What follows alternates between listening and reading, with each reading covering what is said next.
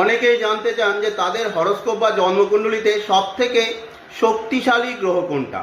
গ্রহের শক্তি নির্ণয়ে আমাদের শাস্ত্রে সুন্দর একটি প্রসেস রয়েছে, যাকে সদবল বলা হয়। অর্থাৎ এখানে 6 প্রকার গ্রহের শক্তি বা স্ট্রেংথ: স্থানবল, কালবল, দিকবল, চেষ্টাবল, দৃগ্বল, নৈসর্গিক বলকে কনসিডার করা হয়। টোটাল 1020 পয়েন্টও রয়েছে।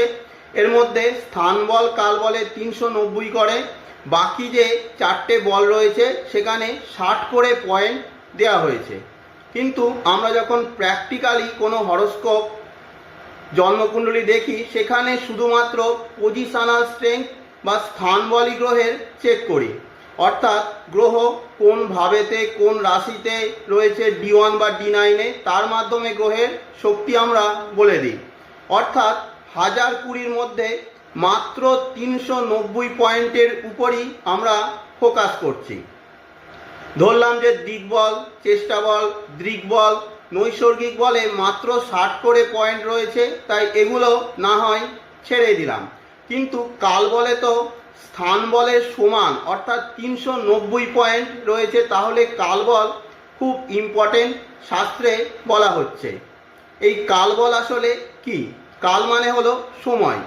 কোনো গ্রহ দিনের বিভিন্ন সময়ে অ্যাক্টিভ থাকে, কেউ ভোরেতে, কেউ সকালে, কেউ দুপুরে, কেউ সন্ধ্যায়, কেউ রাত্রে, কেউ মাঝরাত্রে অ্যাক্টিভ থাকে।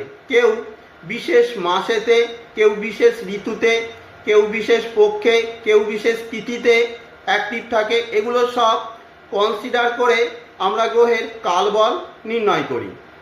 কালবল মানে সময়ের সাথে সাথে গ্রহের ফল দেওয়ার ক্ষমতা। অর্থাৎ সময় যত এগোবে গ্রহ কেমন রেজাল্ট দিতে থাকবে। যেমন ধরুন, আপনার শুক্রের মহাদশা চলছে, শুক্র আপনার হরোস্কোপেতে ভালো পজিশানে বসে রয়েছে, অর্থাৎ শুক্রের স্থানবলটা আপনার ভালো রয়েছে। শুক্রের দশায় আপনি ভালো স্থানে থাকবেন, ভালো পজিশানে থাকবেন, ভালো পরিবেশ, ভালো সারাউন্ডিংয়ে আপনি থাকবেন।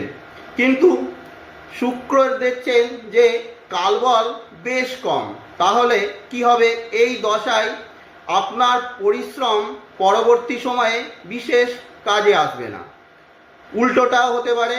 ধরুন, শুক্রের স্থানবল খারাপ রয়েছে কিন্তু কালবল বেশ ভালো, তাহলে এই শুক্রের মহাদশায় আপনি খারাপ পরিবেশে স্ট্রাগল করতে থাকবেন, কিন্তু যে পরিশ্রম করবেন তার মাল্টি টাইম ফলাফল আপনি পরবর্তী সময়ে পেয়ে যাবেন।